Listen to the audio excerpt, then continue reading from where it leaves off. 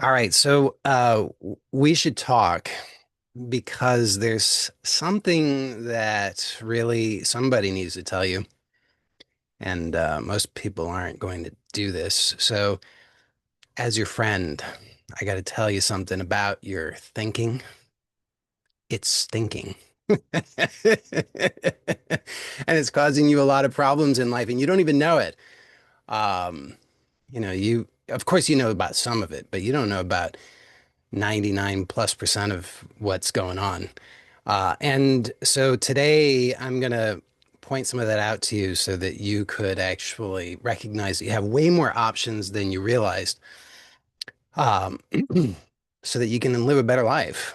Uh, that's really the aim of this, is that you can live a better life. You don't have to continue to endure the same kind of self induced torment that you have been unconsciously inflicting upon yourself year after year after year, because we live in a society in which the vast majority of people are sleepwalking, and that includes you, for the most part. But that's kind of shocking to realize, I think. But it really is true. Most people are just sleepwalking.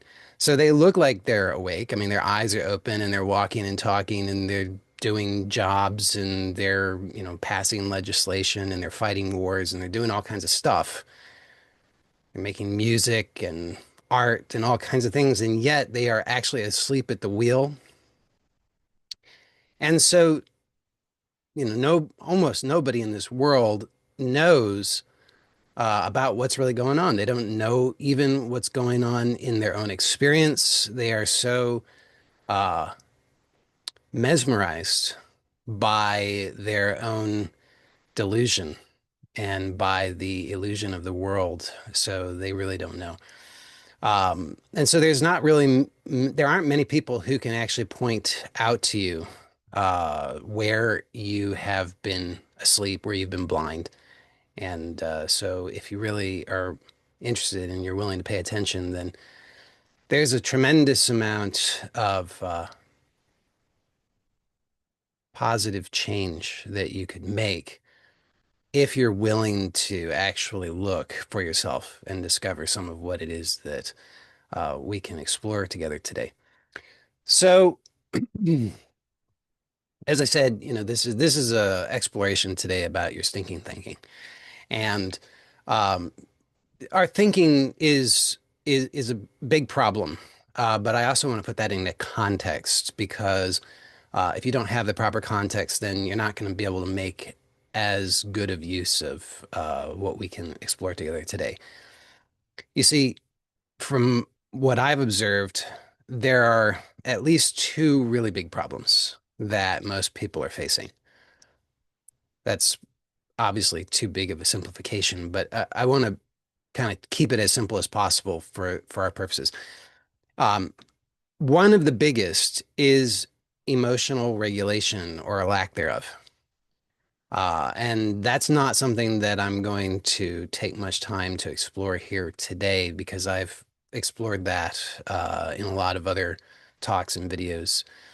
So uh, that's not, as I said, it's not something I'm going to go into a lot of detail here, but I want to bring that up and put that into and provide that context, because without that context, if you thought that the only problem was the thinking, then you would probably end up being frustrated and not be able to make very good use of this knowledge. So it's the emotional regulation, or really the lack thereof, that is, in my view, the biggest problem. Because most people are completely emotionally driven. And even people who would consider themselves not to be emotionally driven are emotionally driven when the fear is big enough. It's like everybody is going to squirm if there's enough discomfort involved. And fear has the ability to do that to most people.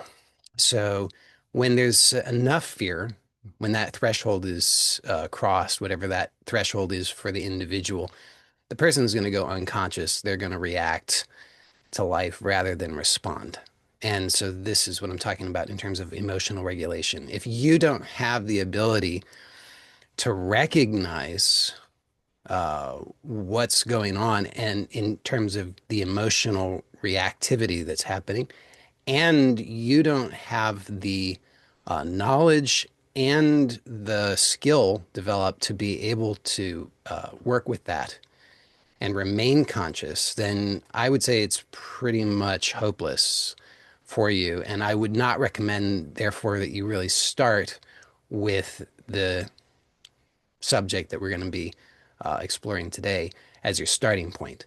I would really recommend that you start with the emotional regulation piece and start to bring more more of that online in your life. So to point you to some resources that could be helpful for you in that regard, I would say that basically number one is I would recommend, I'm only going to recommend one here, is that you check out the video that I have on YouTube, which is called something along the lines of Manifest More by Doing Less, in which I cover a topic called active relaxation. And that's not the be all end all on this subject, but it's a really good introduction, and it would give you uh, a lot that you could work with, that you could start to implement, that you can make really significant positive changes in your life. So if you've not already done that, that would be the best starting point.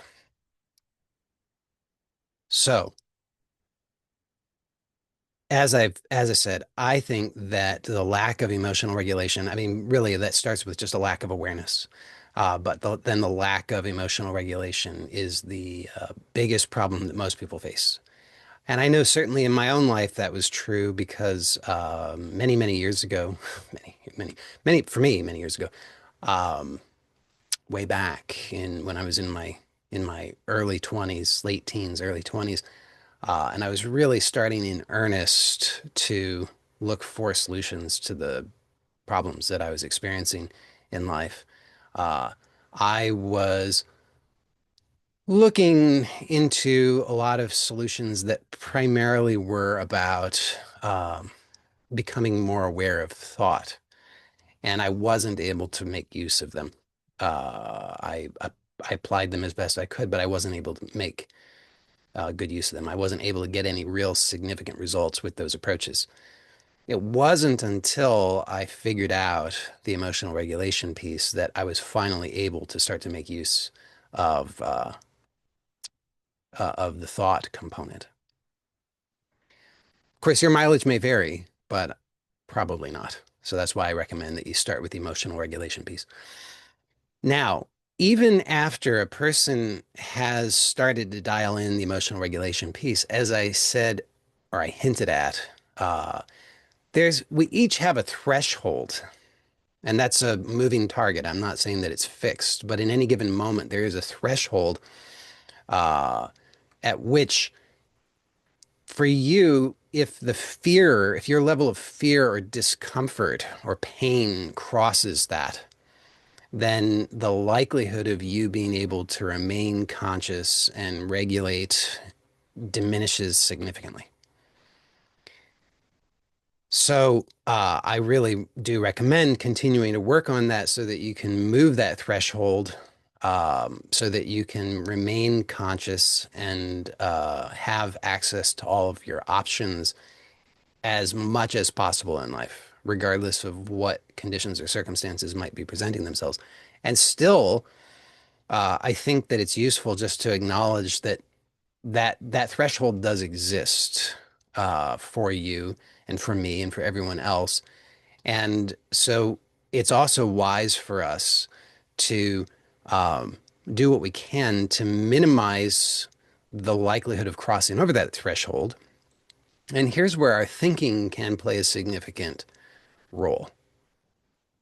So I know I'm moving fast, so hopefully this is making sense. If anything that I'm saying does not make sense to you, if you have some specific questions about it, if you feel lost, do let me know in the chat so that I can address those. And we'll also have plenty of time for dealing with questions at the end of the talk. So our thinking uh, can contribute to the approach or crossing of that threshold. In other words, our thinking can generate or it can contribute to um, fear, discomfort, pain, because if you're thinking in limited ways, if you're thinking in fear-based ways, if that's how you are imagining that life is, then that's going to contribute to your emotional response, or I really should say reaction, because at that point you're not responding, you're just reacting based on the limitations that you're imagining. So what I mean by this is uh, that if you think, I'll give a specific scenario. Okay, so let's talk about money. So let's say you look at your bank account and you see a certain number in the bank account. And then you start to feel fear. It's not the number that you're seeing that produces the fear. There's something that's happening in between, and that's your thinking about it. Okay, so you see the number, and the number doesn't have the power to cause you to feel anything. It's just a number. But in that kind of scenario, oftentimes what happens is that the thinking is so fast and unconscious that we just don't even notice what that actually is. We don't notice that there's a process by which we go from seeing something to actually having that reaction, that emotional reaction. But that's a process that involves what I'm calling thinking. So thinking does not necessarily just mean something that you would translate into words, although it can. It could also involve mental images, um, but it's some combination of those things. And there's a process that I'm calling thinking that involves those things that leads to the emotional reaction. And the only reason why you would ever have a negative emotional reaction is because your thinking stinks. You're thinking in limited, stressful, fearful ways. You're imagining that life is very black and white, and you don't like either of those options, right? You imagine that you're between a rock and a hard place, and that's why you have the reaction that you have. So if you see a number, you look at your phone or a screen and you see a number, and then you suddenly feel afraid, it's because your thinking is very limited and fear-based. But as I say, most of the time we're not aware of even what the specific thoughts are.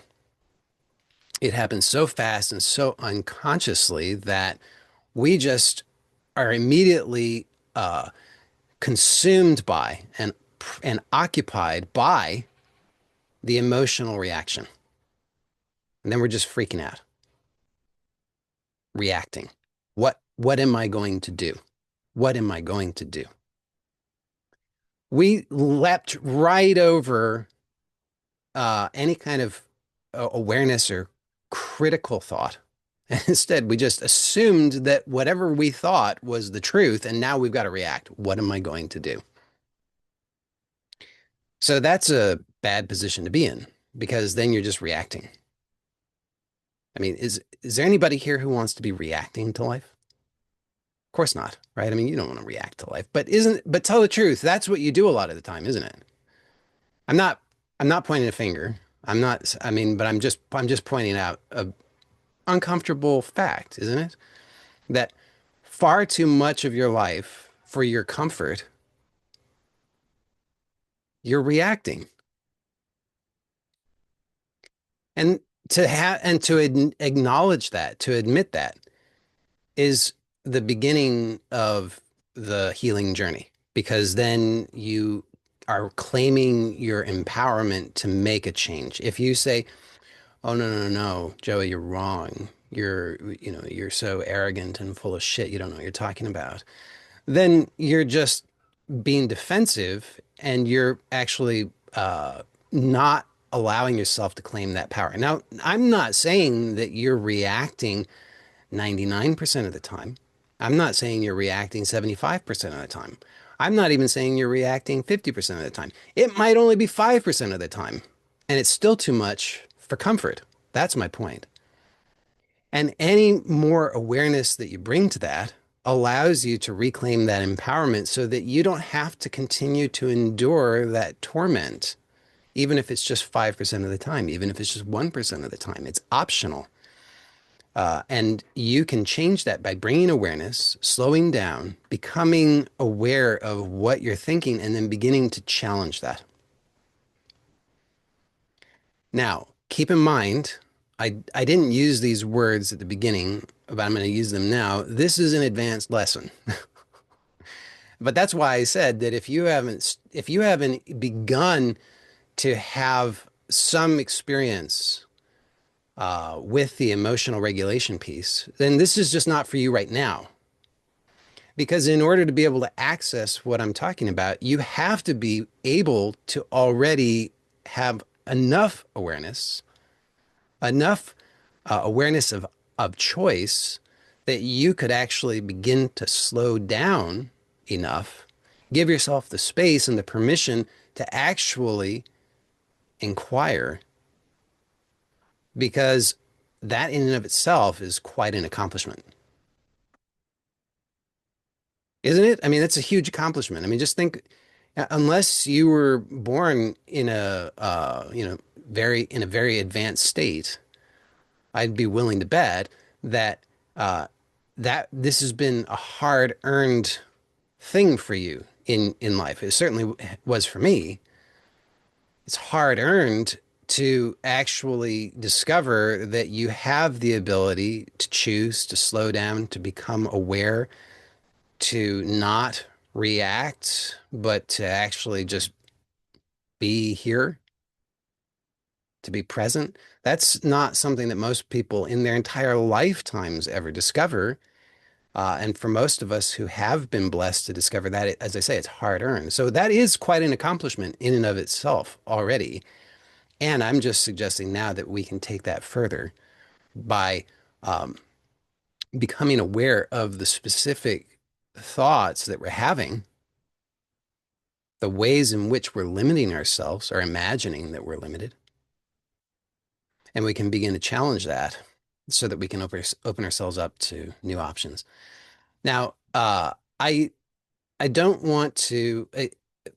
This is a huge subject. It's very goes broad and deep if we really wanted to get into it, and it would be a disservice to the topic and to you for me to suggest that we could cover the whole thing adequately in the space of an hour or two, because this is really it's a longer term study.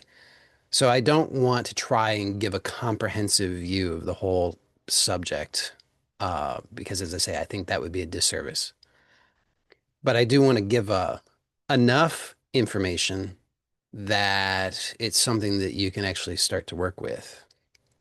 So just keep in mind that uh, I'm going to restate the same thing, that this is not what I'm not intending to present like a master class where this is a total comprehensive exploration of the entire subject of how to become aware of your thoughts and how to analyze the thoughts and how to think critically of the thoughts and make changes to all of that. That's not what this is. Uh, so keep that in mind. And it's an introduction. And my aim is to give you enough that you can begin to work with this so that you can start to experience uh, positive shifts in your life. So the very first thing would be just to notice, okay, now I know this is a very challenging idea for many people, what I'm about to suggest, but If you feel challenged by this, then I just invite you to keep an open mind to this. So I'm not asking that you believe me. In fact, I really don't, for your own benefit, please don't ever believe anything that I say. I think that's what I mean. If I think of a better way of saying that, I'll say it. But what I mean here is, uh, I'm inviting you to something. I'm inviting you into an exploration. Uh, and so I'm proposing things to you. Then I ask instead, don't reject, neither believe nor reject, but instead be willing to just keep an open mind and explore in with sincerity. Because I believe that if you do that, then you're going to learn way more and benefit tremendously more than you would if you just were to believe it. Believing is very superficial. But if you, it's like anybody can believe in God, right? Like it doesn't take anything to really to believe in God, but to know God, that's like an ongoing journey.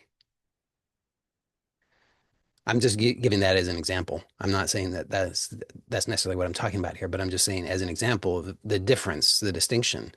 Um, so so I'm inviting you to an exploration, to a journey that could be a journey if you are open to it. It could be the journey of a lifetime. So it's not something that you're going to just hear it, you're going to believe it, and then you're going to move on to the next thing. If you really want to benefit from it, you have to be willing to really work with it in a deep way and in an ongoing way because uh, there's so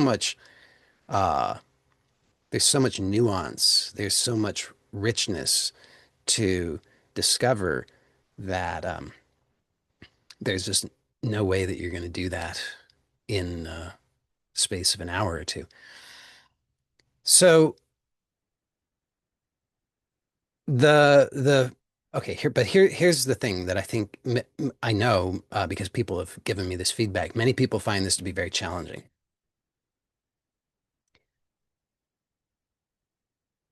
Our we the I'll put it this way, which I think is easier to accept. The likelihood of capturing truth with a capital T in thought is very low. I've said this more emphatically before. I've said I don't believe that it's possible to actually know the truth in thought. I don't think that it's possible to think the truth as a thought. I don't believe that that's true, that one could actually think the truth.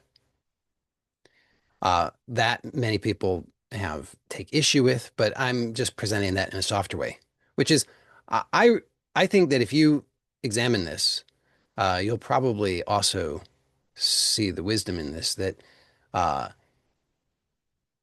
the likelihood of being able to capture the truth with a capital T in a thought is very, very low. But oftentimes our thoughts masquerade as the truth.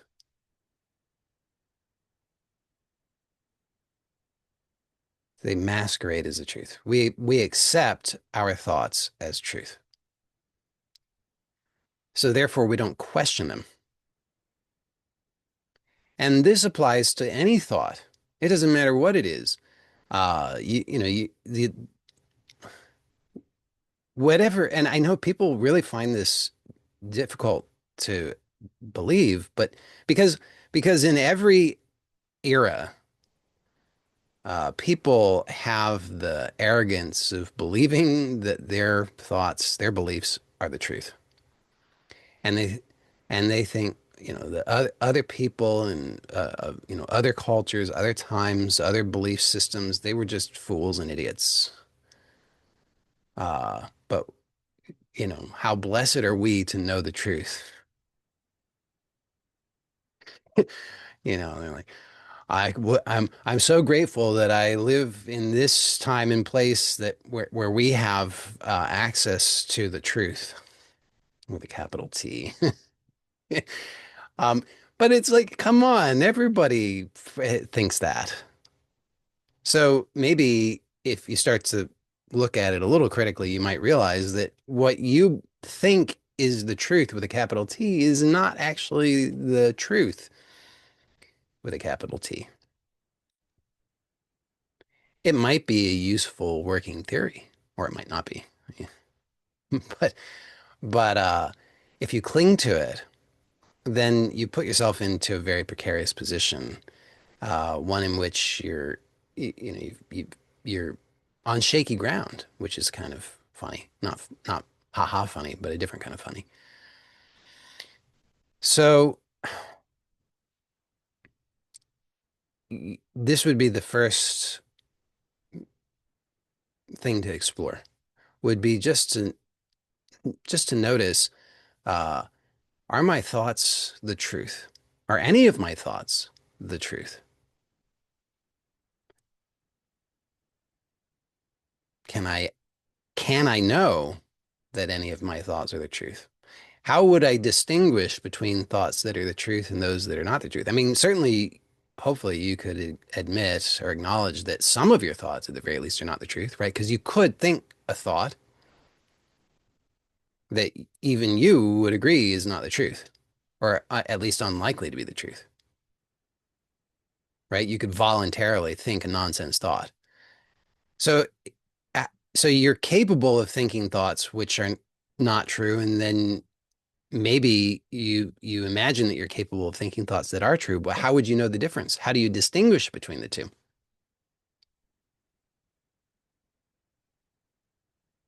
And if you start to examine in that way, you might realize that it all gets a bit fuzzy, doesn't it? Like how do I know if a thought is the truth or if a thought is not the truth?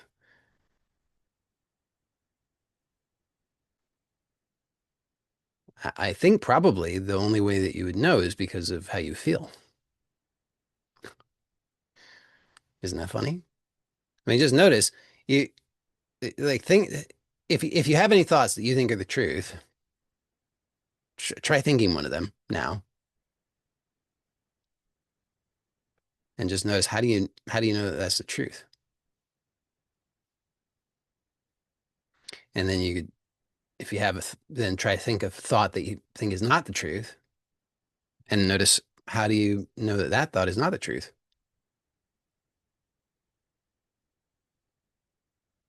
You feel differently between the two of them, don't you? So if you really start to examine in this way, you might start to realize that,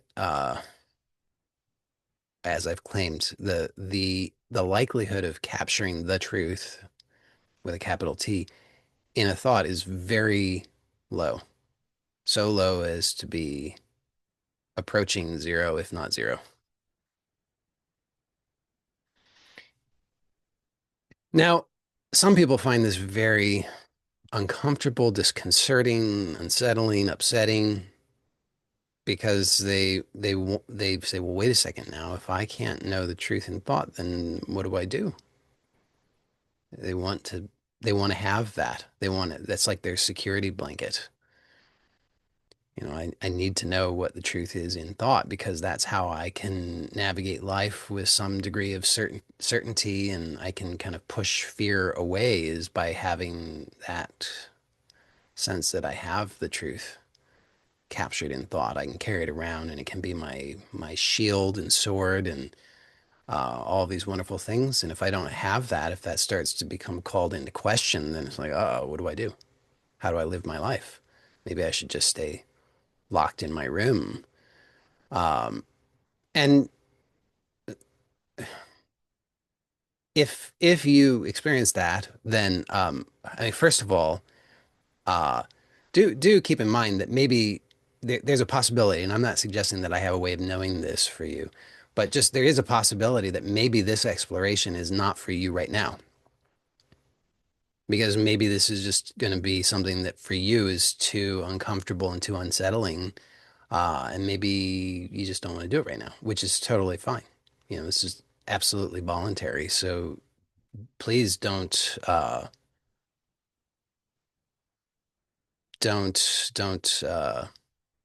you know, don't don't blame me, I guess is what I'm saying. We're all free to stay or go. So if you decide this is like too much, too uncomfortable, too scary, it's fine. You come back for another talk when we're on a nicer, easier topic, I guess. Um, so keep that in mind. And also, if you decide you're gonna, it, you are one of those people and this feels uncomfortable and unsettling, but you're like, nah, I think I'm gonna stick it out. There's something for me here. Then, in that case, then I would say, well, just notice what really changed. All that changed was like you like reality didn't change. It was just your perception changed, right? It's like you didn't suddenly become insecure. Like that, whatever reality is still reality. Reality didn't change. You just your idea about it changed, and then that led to this sense of to a feeling and an idea about what the feeling meant. So really, nothing actually changed. So there's really nothing to worry about. Like if if you have the sense like, oh no, the rug just got pulled out from under me, it's like the good news. It's good news, bad news. Uh, there never was a rug under you. There never was a ground under you. It was always free fall. Now you're just aware of it. So no more danger now than 10 seconds earlier. The same level of danger or non-danger. I'll propose there's no danger whatsoever. Um, but don't believe me on that. That's just something to explore. So so again, that's the first thing is just to notice that thoughts, your thoughts are not actually the truth, or if they are, you don't really have a way of knowing that they are. You just have your own habits of categorizing these things based on whatever, I don't know, feelings, associations, but you don't really know. You really don't know. And I mean, think about for every one of us, there have been uh, beliefs that we held where we thought that was the truth. That's how reality is. That's how life works. And then we realized, gee, that doesn't seem to be accurate. Call that, having your bubble burst or a paradigm shift, depending on whether you view that in a positive way or a negative way. But, like simple kind of classic example, if you as a child ever believed in Santa Claus, and then at some point you discovered that you no longer believed in Santa Claus, I don't, I'm not going to come down one way or the other on that issue. I'm not going to claim there is or is not, but if you had the experience of believing in Santa Claus and then not believing in Santa Claus, then that's an example of what I'm talking about, where there was in one moment your perception of reality was there's Santa Claus exists. Santa Claus lives in the North Pole and flies around in a sleigh on Christmas Eve, somewhere in that ballpark. It varies from person to person, family to family, but somewhere in that area of time, he flies around and then slides down the chimney, unless there's not one, in which case somehow he finds a way in.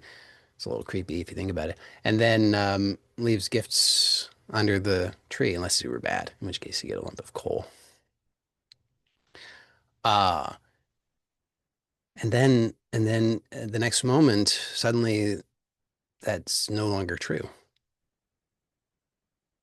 Now, did reality change? Did the world change, or did just your perception changed? So, um, our thoughts are Again, I'm proposing not the truth, but we often mistake them for the truth. And I'm proposing that we mistake them for the truth far more than most of us realize. And most people are not initially comfortable living in the realm that what I'm talking about here kind of suggests or points to, which would be a realm of not knowing. Most people really are not comfortable with that initially. They still want some kind, they want to cling to some level of knowing, which is totally fine. I'm not here to say that you shouldn't or couldn't or that it's wrong or bad or anything like that. I'm just offering options and know that if your mind is rebelling at this because it says, wait a second, hold on. I see where this is going. It's a slippery slope, and this is leading to not knowing, and I'm not comfortable not knowing. I need to know some things. Then again, maybe this is just not for you right now, and that's totally fine. Because I fully acknowledge this is not for everybody. I've learned that the hard way. Years ago, I when I first first discovered this, it was such a revelation. I was like, "Holy cow! Life is so much easier and better, and I don't have to suffer any longer." And everybody wants to know about this. Everybody, because who wants to suffer? I thought this is the good news. I'm going to shout it from the hilltops, and then people are like, "Get out of here! You're scaring me. I don't want to know about this." Uh, I've come to learn not everybody wants to know about this right now, and that's totally fine. So if you you showed up here because you thought, yeah, I want to know about this, and then you're starting to realize maybe I don't want to know about this right now. It's totally fine. You can go. It's like the Matrix. You can take the blue pill. I think it is the one. You take the blue pill. You go back into the Matrix. Totally fine. It's no problem. Uh, but but if you're feeling like uncomfortable, uneasy, but you're still like, yeah, I think this is for me, but I just am not sure how do I what do I do with this? Um, then I don't know the answer to that. I mean, that's something that everybody has to navigate for themselves. I can only make some suggestions. One suggestion would be take it easy. You don't like like I said, it sometimes it seems like the world is changing, like all of a sudden everything is shaky and weird. But actually, the world, the underlying reality is not changing. The underlying reality remains the same. It's just that previously you thought you knew something about it, and now you're starting to realize that you don't actually know what you thought you knew. And here's why this is good news from my perspective. Because much of what you thought you knew was very limited. And it put you in those positions where you felt like you're between a rock and a hard place, where you feel like you got no good options. And when you open up to realizing that your beliefs are not the reality, not the truth, then suddenly everything can start to open up and you can start to realize that there's so much more here, so much more richness than you previously had realized, which means like in all ways. It's not so, yes, your mind can initially go to, but this is scary. But it also means like in every other way. Like it also means that there's so many other possibilities for like loveliness, right? I mean, there's possibilities for greater ease, greater happiness, greater peace, greater joy, greater connection, greater harmony. Like that all exists. You can't access that as long as you're believing that your thoughts are the truth and your thoughts, as they almost always are, they just paint a really narrow, small picture. Life is chocolate or vanilla. And if you don't like those options, well, tough shit, right? That's kind of how our thinking goes. Our thinking is like, you know, you got Republicans or Democrats. You don't like it? Well, move somewhere else. And you're like, there's nowhere else to move. But it's there there are there are infinitely many possibilities. And if you don't like the options that your thinking paints for you, it's up to you to question that. It's up to you to investigate. So, as I said, from my point of view, and I could be wrong, I'm just proposing this in one from one perspective, but I think a useful starting point is to recognize, and I'm repeating myself necessarily, that the that there is a difference between truth or reality on the one hand, and on the other hand, your thoughts. And just starting to get more and more, I don't know, dare I say, comfortable with that, I think is a really great starting point. So for a lot of people, that's just the thing that maybe could occupy them for a while, for a couple days or weeks or while, just to really investigate and explore. Could that really be true? Could it be true that like none of my thoughts are actually capturing reality? Could it actually be true that I don't actually know anything for sure? Just to investigate that in an open way, not to be dogmatic about it. Because again, if you're dogmatic about it, then you just formed a new religion. You just jump from one to another. You're like you're in the you go from the religion of I know the truth to the religion of I know nothing.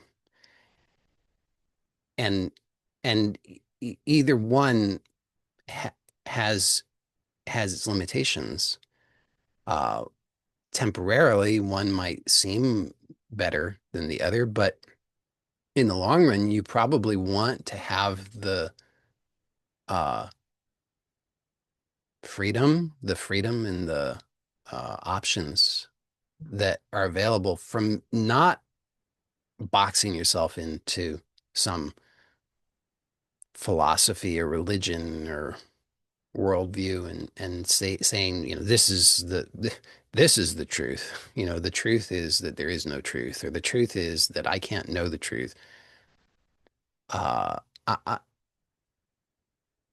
like I said, sometimes it might be skillful means as a stepping stone. Maybe temporarily it seems to be an improvement, but I think long run, you probably don't want to live in any kind of camp, but you probably want to give yourself the freedom of being, not knowing. So that would be I think my recommendation for a starting point is just to investigate in that way. Then, without going into a lot of detail, I would on the specifics of how I would recommend actually beginning to investigate the specific thoughts. It can be, I will say that it can then be useful to begin to identify and question specific thoughts, because it turns out there's a difference um, between simply acknowledging that a thought is a thought versus and not necessarily the truth on the one hand, and on the other hand, uh, actually investigating a specific thought in order to discover the beliefs, the limitations, and also then the other options available through that exploration. So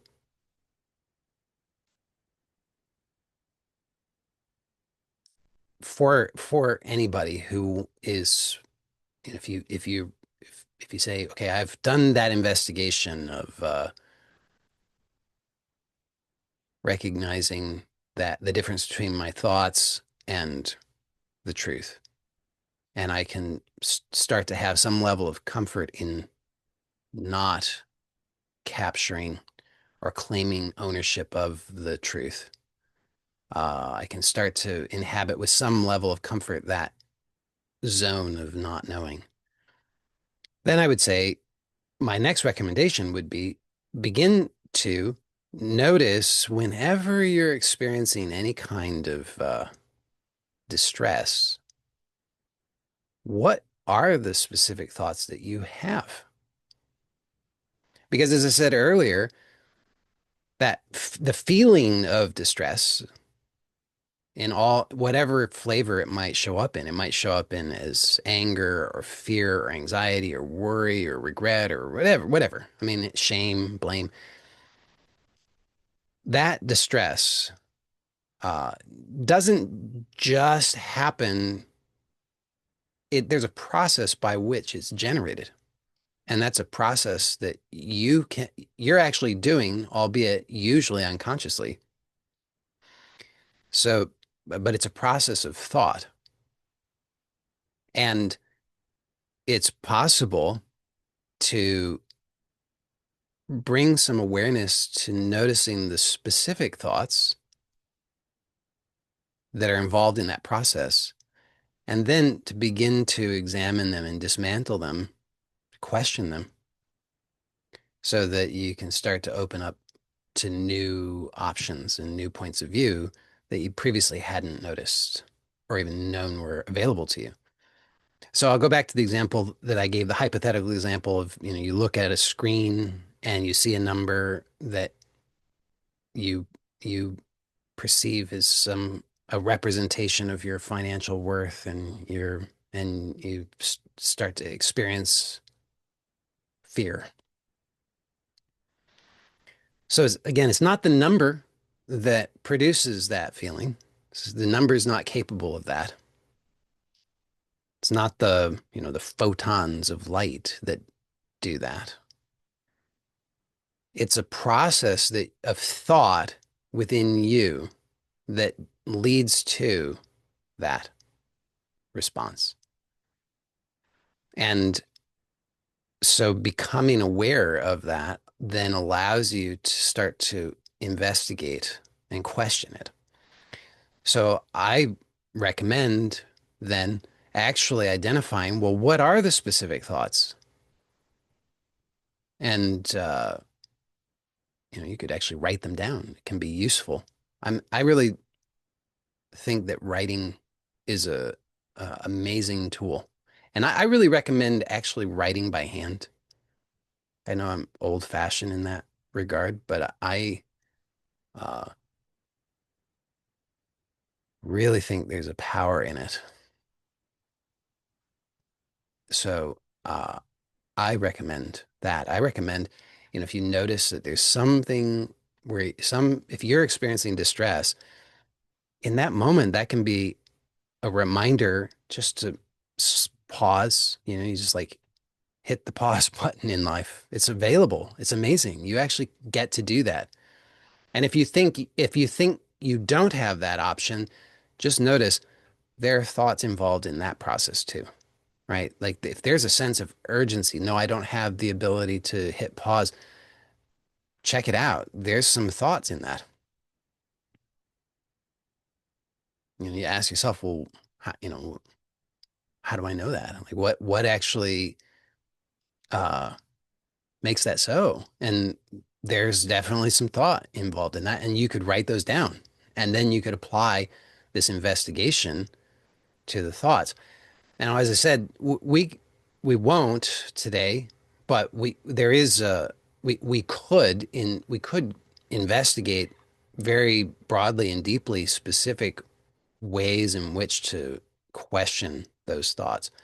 So I don't want to get caught up in that today, but I will suggest just maybe a few what I would consider to be low-hanging fruit because there are some thoughts that I've noticed are very common. Uh, and so if you just became aware of these and you asked some questions about these, this is sort of like the Pareto principle, the 80-20 rule. These relatively small number of specific kinds of thoughts produce a very significant effect in your life. So r- becoming aware of them and having some options for investigating them can give you a lot of leverage. So one of those is have to. Anytime you just check it out. I mean, just notice have to. I have to. Have to. If you're like most people, you're going to be shocked at how often you think have to. I have to. Just notice the way you talk too. You'll be tempted to dismiss it. You'll be tempted to think, "Oh, that's just the way people talk. It doesn't mean anything." But if you're willing to actually sincerely investigate it, I think, oh, not, I don't think, I know as far as I can know anything because I've seen evidence of this so many times that I have a very high degree of confidence that if you were to sincerely acknowledge and investigate every thought that you have, or some of the thoughts that you have, that in which that phrase or variance on "I have to" or "you have to," it would this would give you a lot of leverage. This would start to open up a lot of options in your life. So have to is a red flag. If you notice have to, then investigate that. So, and as I said, just you can pay attention to the way you speak too. You you will very likely be tempted to be dismissive of it. You'll just think, well, that's just how people talk. It doesn't mean anything. But check it out. If you really were to investigate it sincerely, uh, I very strongly believe, based on my experience, that you will be pleasantly surprised at what options this opens up for you. So if you if you're thinking have to, then just investigate that. You know, have to. What would ask yourself this? What would happen if I didn't? It might seem trivial, and yet it will that one simple investigation will do exactly what I've been talking about. Uh it will point out to you in stark contrast the difference between your thought and reality. Because as soon as you ask the question, what would happen if I didn't? You're already acknowledging that the option exists not to, right? But if you're thinking I have to, you're excluding the option of not. I have to. It's a it's a uh, it's a magic spell and not a good one. It's a magic spell that we cast on ourselves with that thought. I have to. And I for those very few who will actually take me up on this offer, uh, I have such a high degree of certainty that you will be very richly rewarded, and you will probably be almost compelled to write to me and thank me.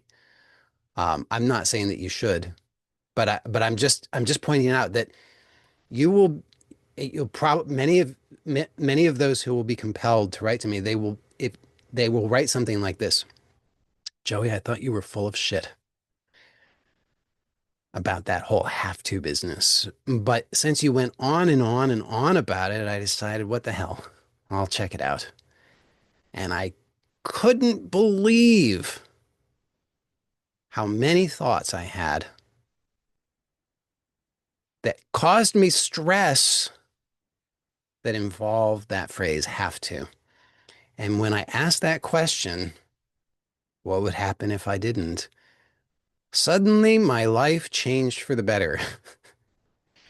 Because it's true. It's amazing. So if you're willing to actually take me up on the offer, do, because it's such a simple thing and it will really, honestly, it will change your life. I'm not saying it's going to be, everything. It's not going to, overnight put $1 million in your bank account and give you six pack abs and, all the rest of the stuff that you think you want. But slowly but surely, options will open up. You will not feel so powerless, frustrated, angry, frightened. These things will start to fade because you'll realize that you were casting this awful spell on yourself with that phrase, that idea, have to. And just to ask the question, just notice right now, honestly, just notice when you ask, what would happen if I didn't? Do you see how that changes? It actually acknowledges that the option exists not to. Until that moment, you assume, because this is the power of that phrase, it casts this spell, you assume there is no other option. I have to. And as soon as you ask the question, what would happen if I didn't? You're immediately acknowledging there are other options. You might not like all of the options that come to mind, but that's not the point. The point isn't that you have to like all the options. The point is just to acknowledge that you have options, because have to is a very difficult place to live. I mean, just notice what comes up. Have to. Fear, anger, resentment, right? I mean, who told you you have to? Your father. How did you feel about that? Like, you know, old man.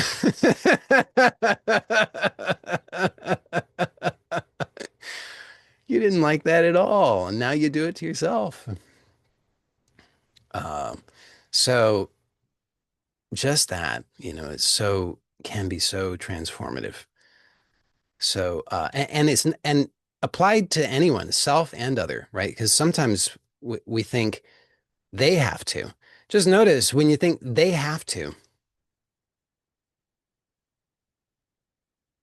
they have to do that. They have to, whatever. They have to take care of me. They have to.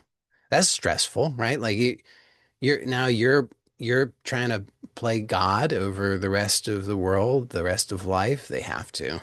I know they have to. They must. It's like just to acknowledge that there are other options. I might not I might not like the other options, but those other options exist. I want to at least allow myself to have access to those options. So it can be really a big deal. Um,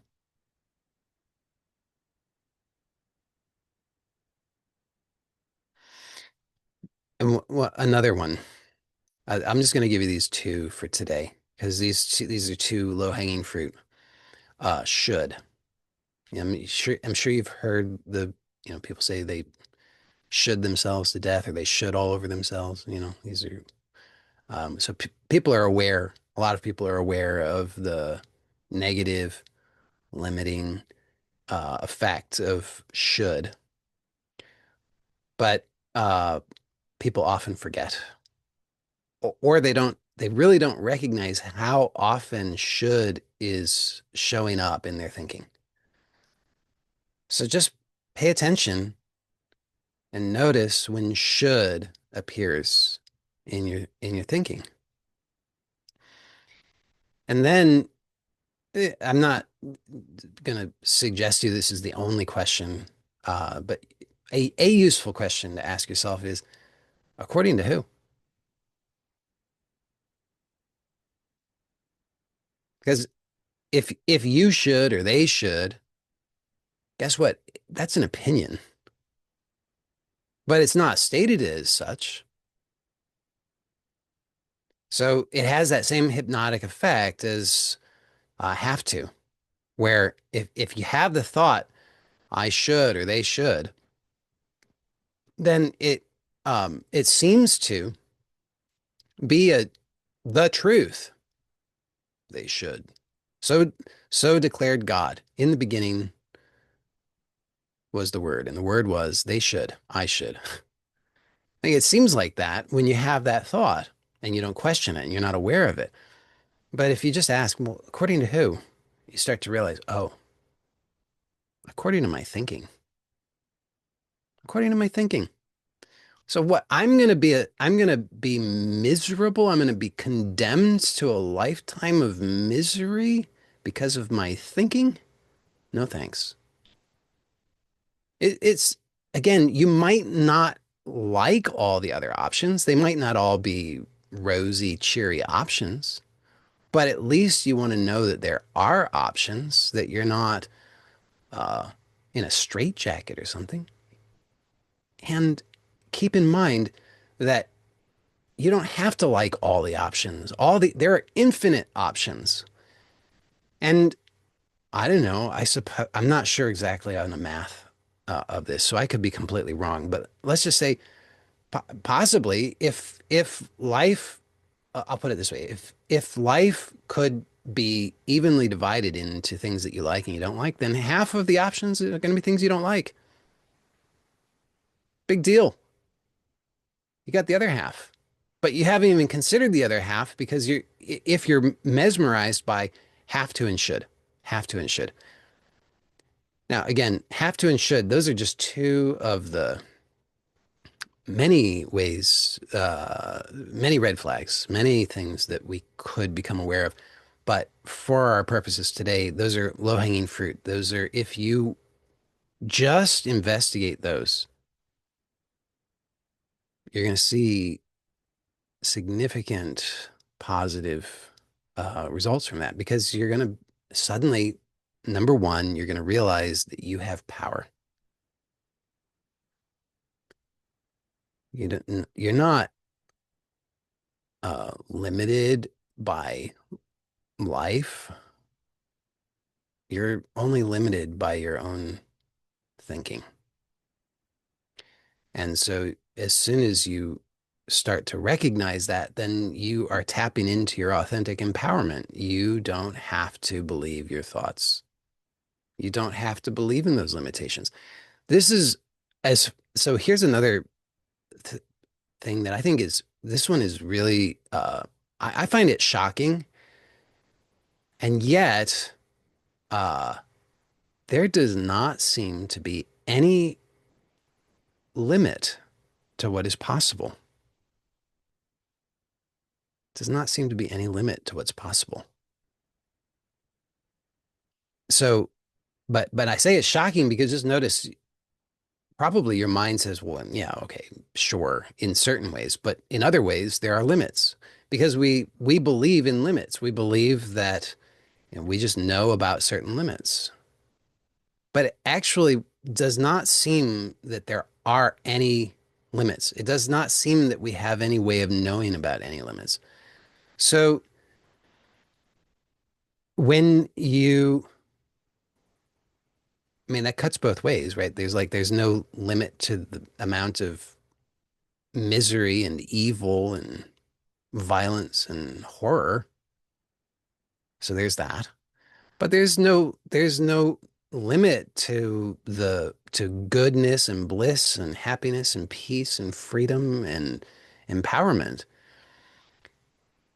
But if we're believing in the limitations, if we believe in our thoughts, then we cut ourselves off. We cut ourselves off from that power. So we're kind of trying to play it safe. We want to we say, okay, well, hold on a second. There's got to be some limits. I don't want life to just be this free fall. I want to have some hard and fast limits. I want to know what the boundaries are, so that I don't get myself into trouble in all of that negativity and evil and badness. But the moment you create that limit or boundary for yourself, it cuts both ways. You also cut yourself off from your own empowerment because you start to believe that these limitations exist as some kind of external objective reality rather than recognizing these are just thoughts. It's just thoughts. So, so exploring, becoming aware, and questioning immediately connects you to your empowerment, and it allows you to start to explore those options that are available to you so that you can learn and grow in ways that you previously had been cutting yourself off from. Um, so just to recap, number one, and I could be wrong about this, but my opinion is that the number one thing that I recommend is to have some degree of fluency and command with basic emotional regulation and basic awareness, basic self-awareness, just to know it's like, okay, I'm afraid, I'm feeling afraid, and to be able to investigate that and know that you have options, that you don't have to just react to that, that you have the ability to notice that what that really you're just dealing with sensations and those sensations don't have meaning, and you have the ability to be present, and you have the ability to soften and let go of resistance or clinging, and that this can allow you to have much nicer experience of life. That would be the starting point that I would recommend. And you can, if anybody who's gotten this far but still has not checked out the video in which I go into more detail on that, I recommend that more manifest more by doing less video on my YouTube channel. That would be my number one recommended starting point. But once you have some level of familiarity with that, and you can actually put that into practice in your life enough that you can allow yourself to slow down a little bit and start to become aware of your thinking, then my next suggestion that I've proposed today would be that anytime that you notice that you're experiencing distress, just pause and notice, what were you thinking? You just have to slow it down. But if you slow it down, you can find out, oh, yeah, that's what I was thinking. And then uh, ask yourself, do I actually know that what I was thinking is the truth? Does it seem at least possible, maybe even plausible, that there might be other options apart from what my thoughts were proposing? And then you could even notice if there are other ways that you could question those thoughts. I've just proposed two very basic, simple ones. If you notice that your thoughts involve the phrase or variants on the phrase have to, then you could ask the question, what would happen if I didn't or they didn't, depending on how the have to is applied. And if your thoughts involve the phrase should, then you could just ask the question, according to who. And that's all I got for now. And then now I'll respond to your questions, which are in the chat here. So if you have other questions, you can add them to the chat. And otherwise, I'm just going to go through this through the through these in order that they're here. So okay, let's see if I can Let me open this up to a bigger window and see if that me, helps me to read them. Somebody says this reminds me of the slips method. Yes, very astute, which is another process that I gave that in at least one video on YouTube, maybe two videos. I don't know which ones, so I can't tell you for a reference. Um, okay, so somebody says yes, but people believe their thoughts are true. So even if we don't, we have to deal with people believing this and acting regarding this. Yeah, welcome to welcome to life on Earth. There's a lot of other people out there, but the thing is, um, I don't know about you, but I have never found that my opinions and judgments and thoughts about other people do me any good. So I have found that it works better uh, just to acknowledge that those are just thoughts and not the truth, and just to focus on myself. I really am an advocate of that. I just think, put your my belief based on my experiences that it's much more efficient and effective to focus where you have the leverage versus where you don't. And since it doesn't seem like I don't seem to have leverage when it comes to choosing how other people will think, behave, or feel, I just don't waste my time and energy on that. I can present options to people. I can point things out to people. If they find that useful, then that's great. Most people are not interested though, and so I just don't. I don't waste my time and energy trying to focus on what other people should or shouldn't do.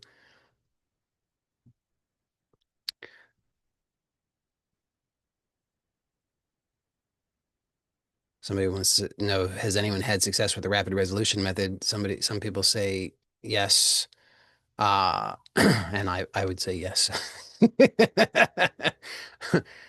Uh, so, which is some, I think I have a video on that too on YouTube, but I don't know where. I only know about the active relaxation video, which is the manifest more by doing less. Your Santa Claus is baby Jesus. Baby Jesus brings gifts. Well, that's sweet.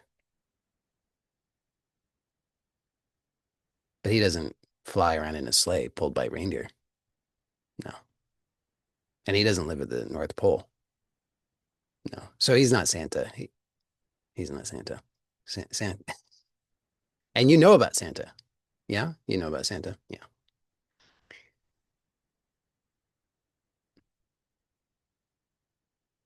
All right. Uh, Somebody says, I think I'll be on pause pretty much all day. Yeah, it's a good place to live. I mean, think about it.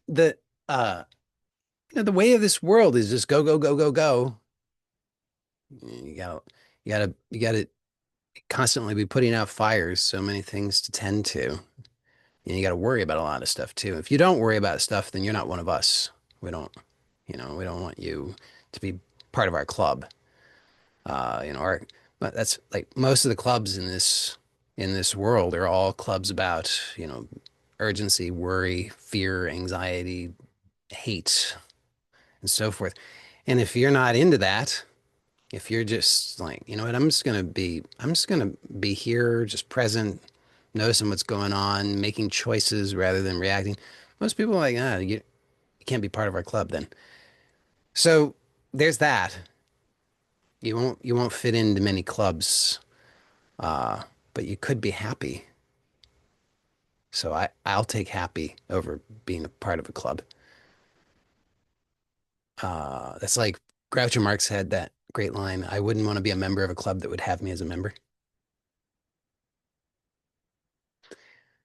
Um, so somebody says, you said at the beginning there are two big problems, but have only discussed one. Is the second one for another time? So I think unless you're referring to something else, I think what I was referring to were, I think there are two big problems that uh, people struggle with. One of them is emotional regulation, and then the other one is a failure to be aware of and question their thoughts.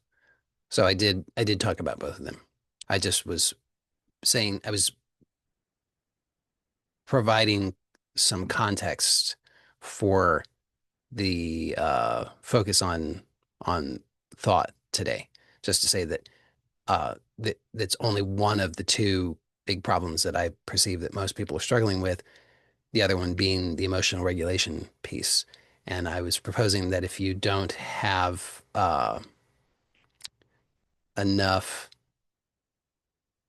awareness and skill with emotional regulation, then probably what I've proposed today is not going to be particularly useful.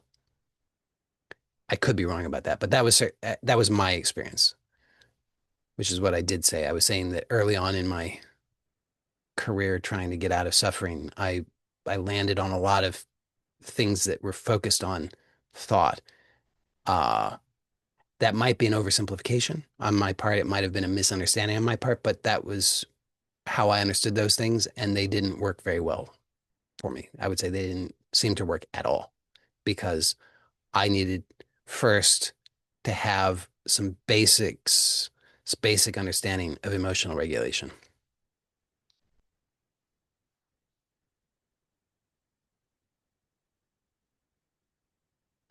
So somebody says they have a lot of shoulds. Good. So you let me know how that works for you when you investigate them. And if you feel compelled to tell me one, that has changed your life, then I would like to know that. And if it doesn't, let me know that too. Uh, somebody says, does truth have a frequency? Yes. Yeah. I mean, don't take my word for it, but in one way of looking at it, I would say it's a frequency of I mean, technically, I guess there's no frequency because it's zero. It's like there's no frequency because it's not oscillating, it's not moving. Uh, so there's that. Somebody says, I am starting to understand that the true agency I have is the meaning I give to everything. I then have more choices to self-regulate. Yes, yeah, exactly. Yeah, most people seem to be starting from the assumption that the meaning that they've given is the truth, and then they're reacting to that, right? They give the meaning, this world is a bad and scary place, and then they're trying to deal with that. They're reacting to that. How do I live in this bad and scary place? That's just one example that I'm giving. But I'm saying that people start with the assumption that the meaning is the truth, and then they react to that. And that cuts them off from so many options. Because what if that's just not true? What if that's not how life is? What if my understanding, my belief, my thought is actually small or inaccurate or incomplete? And I'm living my life with that as my starting point, then I'm cutting myself off from everything else that there is, which is a lot. Somebody says, are there any reasons or explanations for a 1 month streak of bad luck? Yes, many of them. Um, I would say that the, and I'm not going to try to give you a comprehensive list of the reasons or explanations, but I can give you a few. One is that you have the judgment that it's a streak of bad luck, but you actually don't know. I think that's the most, for me, I have found that that's the most useful and powerful thing to keep in mind is, and it just comes back to pretty much what I started with here today, which is that you have a thought that says this is a streak of bad luck. And that is not the truth. That is just a thought. And you don't know. You have no idea. Could be, It's like for, I sent out in an email yesterday to everybody who's on my list, which you would be if you're here live, um, about the Chinese farmer story, which is exactly on about this, right? I mean, it's like, okay, so I have a thought that says this is been a 1 month streak of bad luck. Is that true? Maybe, but how would I know? Wait and see. So that would be my number one thing. The other thing is, and again, keep in mind these are just two possible out of infinitely many reasons or explanations. But another one that I think can be really useful is to keep in mind that maybe what you're calling bad luck is actually just because of maybe it's mistakes. Maybe you're making mistakes. Might not be mistakes, right? I mean, it could be that it's not bad luck at all. It's not even mistakes, but it could be another way to look at it, which could be useful, is maybe you're making mistakes. And because if you say bad luck, what are you going to do about that? Nothing, except for petition, right? You can petition. You can say, God help me out. I'm gonna pray to you, and I'm gonna go to church every Sunday, and I'm gonna tithe, and I'm gonna give to the poor, and all these things, and please just help me out. That's kind of what you can do, uh, because it's a really disempowered position. But I think much more useful to look at, maybe you're making mistakes. So, and one big mistake that I've been proposing that most of us make is that we believe our thoughts. We think our thoughts are the truth. So that would be, if you want to correct mistakes, that would be, I think, a really great place to start would be just to start becoming aware of the thoughts that you have that are cutting off options and therefore resulting in less than desired outcomes. Uh, so uh, just one more thing about that. It's not really, it's just a variation on the same on the first thing that I said, but that you if you really tell the truth, you don't know that it's bad luck. And even though this belief that I'm about to propose, that I have proposed at other times, is a belief, it's not the truth. I find that it is a useful belief. There are not a lot of beliefs that I advocate for uh, installing, as it were, but this is one that I have found quite useful, so I can recommend it. Your mileage may vary, of course, but the belief that everything is working out for my greatest good, I have found that's very useful because it does help to counter these kinds of beliefs, like I'm suffering from a 1 month streak of bad luck. Um, Now, again, I think that it works. I think that works. I can only speak from my own experience. I don't know anything else, but based on my experience, I have the bias. I think that it works best if that belief is held lightly. I think any belief is best held lightly, um, on where the foundation is one of recognizing that belief is just belief. It's not the truth. But still, I find that it's helpful to counter that bias toward disempowerment and negativity and victimization.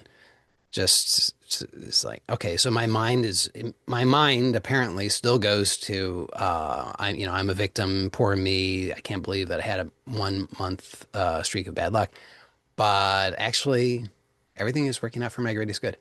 I don't yet understand how these things that I've experienced, you listed off: car tire slashed, car breakdown, bird pooing on you, losing items, bike lock got stuck on your bike, etc. So it's like, okay, I don't understand how those things are working out for my greatest good. On the face, it seems bad, but maybe, right? So you can go back to the Chinese farmer story. It's like, just as a refresher, the Chinese farmer loses the horses. The neighbors are like, "Oh, poor you," and he's like, "Ah, maybe." And then the wild horses show up, and the neighbor's like, "Oh, how fortunate for you." And he's like, "Maybe." And then his son breaks his leg trying to ride one of the horses, and the neighbor's, "Oh, poor you. It's what bad luck." And he's like, "Maybe." And then when the military comes through and conscripts all of the eligible young men in the village to go off and be slaughtered in war, the farmer's son is left alone because of his broken leg, and it's like, okay, so now where are you going to go with that? You're going to say, oh, it was good luck? Maybe. We don't know. I mean, uh, with all of these things, we can say, oh, car tires are slashed. Oh, man, that's bad luck. Maybe, but you don't know. You really don't know. And that's why I said the belief everything is working out for my greatest good. It's like, okay, we could apply the same logic. Maybe. We don't know. But I'm just saying that I have found that it's useful, skillful means to work with that as a reminder to at least provide a counterbalance to that tendency toward victimization. So your mileage may vary, but I do recommend that you consider that as something to possibly work with. Oh, yes, you say you're dealing with somebody else who has a lot of shoulds. Well, yeah, as do most of us. Because most people have a lot of shoulds. So if you're dealing with people, then guess what? You're probably dealing with people who have a lot of shoulds. Um, and it, it can be so. Oh, let me say this. I'll just add this into the mix. So having the ability to become aware of and question your thoughts is a superpower, and it can cut both ways.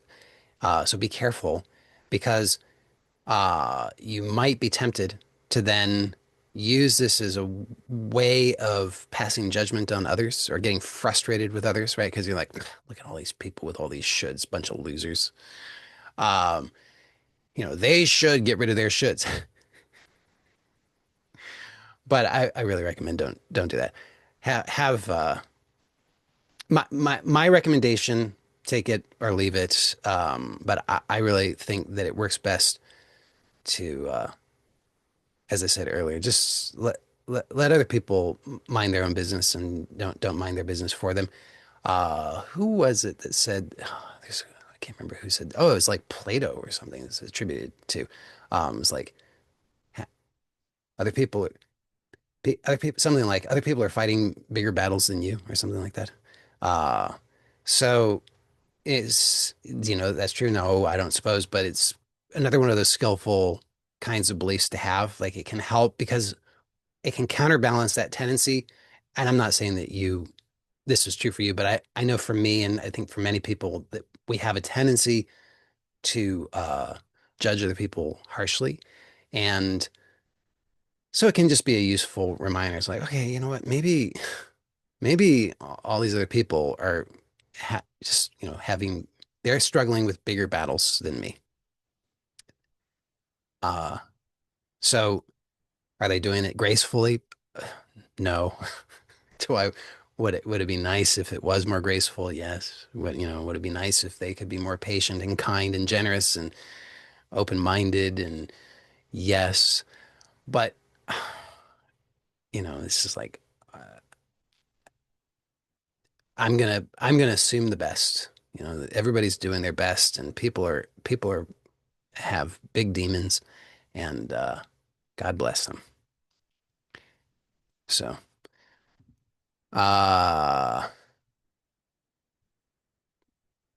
okay, so somebody says, are we talking about the absolute truth here as a single objective truth? Because there can be multiple truths based on a subjective experience, social context, etc. Just wanted to clarify. Yeah, that's why I said truth with a capital T, meaning that singular absolute truth. Uh, so I think, and I know some people have voiced their disagreement with me on this, which is totally fine. I'm not claiming, I hope, I'm not trying to claim that I know. Uh, that what I'm proposing is the truth, but I am proposing that it seems to me that uh, that absolute objective truth with a capital T, the singular truth, uh, it does not seem like I can't imagine. I have not yet imagined how that could be captured in any way, much less by a thought. And so that's really what I'm proposing. If we have if we have thoughts, which we do tend to do, that as I said early on, I think that the likelihood of the thought being able to capture that absolute truth is very close to zero. Somebody says the best of some people is not enough, according to who? So that's a useful question. I propose that question with regard to should, but it's just a useful question in general. This is what's known as a lost performative, and it shows up so much in our thoughts. Uh, right? Yes, according to you, I agree, but it's useful to acknowledge because otherwise the thought masquerades as though is God's truth, like God ordained that these people's best is not enough. And to just acknowledge this is my opinion, it's my thought, can put provide a useful context for that because otherwise, like I said, the assumption is this is the truth versus this is my opinion. Uh, and then you say, "Oh, this is great." You say, "So serial killers should not go to jail just because they do their best." No, I didn't say that. I mean, I didn't say that a serial killer should go to jail, but I neither did I say that he should not. I think that that's that's to say the best of some people is not enough. So if you believe that thought, right? If you believe, well, these people are doing their best, but it's not enough, then just notice what is your experience? What is your reaction to believing that thought? And if you like that, great. I mean, there's no problem. If you're feeling good about that, then keep doing that. I mean, I absolutely think that's wise to do whatever gives you good results. I'm just proposing that if you notice that you're distressed and then you check in with the thoughts that you're having, and the thought that you have is these people are doing their best, but it's not enough, then it can be useful to investigate, well, is this thought actually the truth? And if you ask that question, well, according to who, and you realize, well, it's just my opinion, then that can free you up so that you have more options. It's like, okay, so I have an opinion. Guess what? So, God, I don't even know what it would cost these days, but many years ago, uh, a friend and mentor of mine at that time was fond of saying, what he would say, it's like, uh,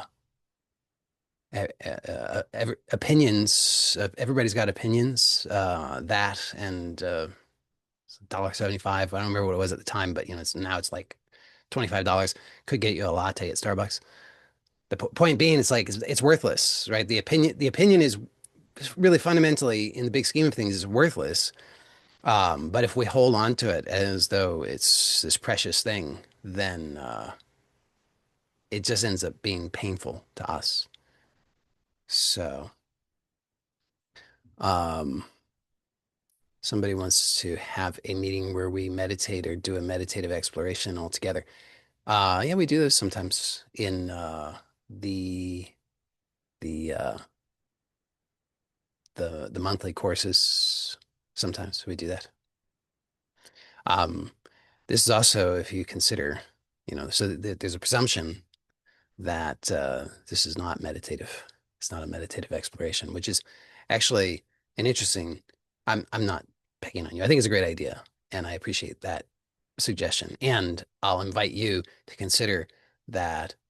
Uh, what actually makes for a meditative exploration? What are the parameters for that? How would we know if that was happening or not happening? And uh, what limits that? So, um, because if I and again, I think it's thank you for this suggestion, and I appreciate that, and I'll take that into consideration. And um, just to explore our options so that we don't ever have to feel like we don't have those options available to us, could consider that. Uh, okay, on the maybe negative side, not so great side of things, we could say, well, I could guide a meditative exploration, and maybe one person would have a lastingly meaningful uh, experience of that, transformative. And then the other rest of the people would daydream or fall asleep or have some nice experience, but it wouldn't really be meaningful or transformative. They might think, oh, it was so nice. Let's do that again. But having a nice feeling doesn't always, I would say rarely actually uh, produces lasting transformation, even though that's what we're all, most of us, chasing after. So, on the other hand, there's really nothing that prevents this right now from being that so-called meditative exploration, which produces lasting transformation. So it can be an interesting meditative exploration to notice what actually constitutes a meditative exploration that produces lasting transformation. And what might be possible that we could do, if anything, to provide uh, the trying to think of the right words here. Let's just say, what could we do, if anything, to make that more likely at any given moment in our lives?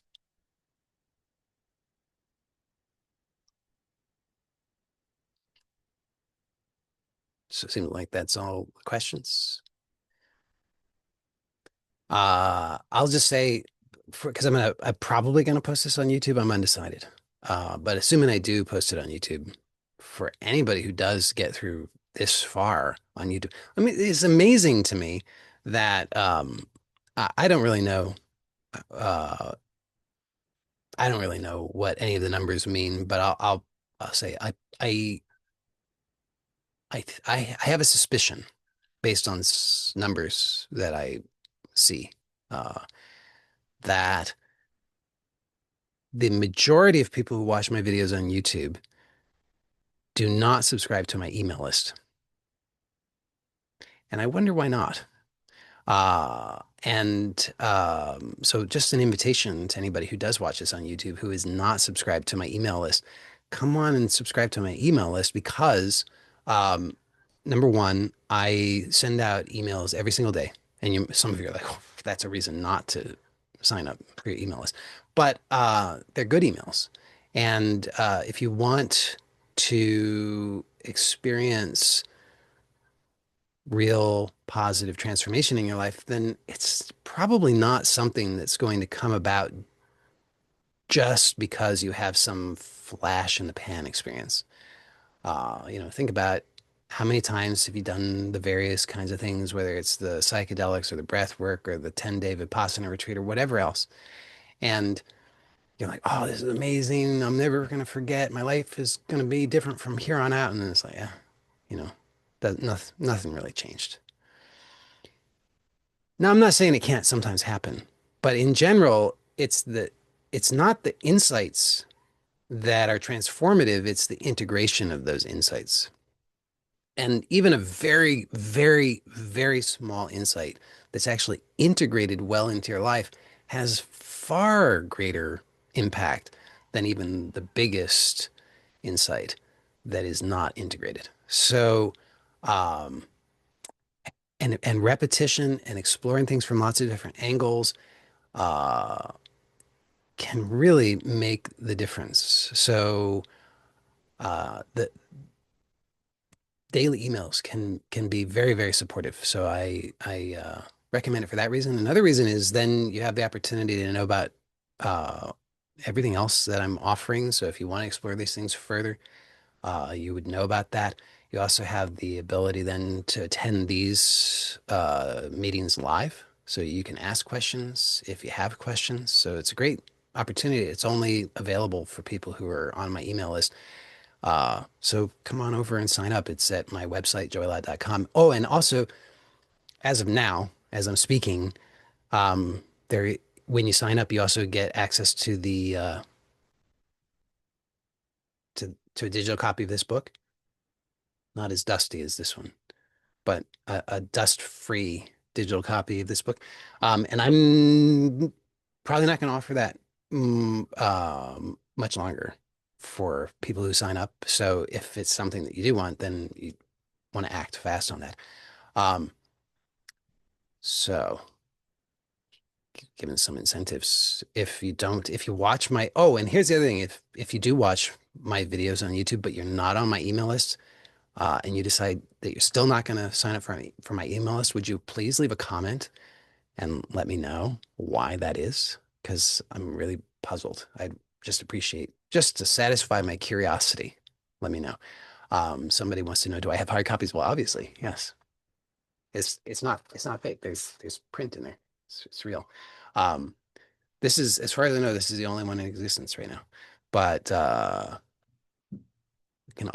might auction them off in the future, do a fundraiser or something like that.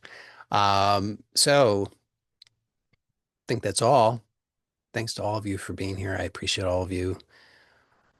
Blessings to you all. Take care. Bye for now.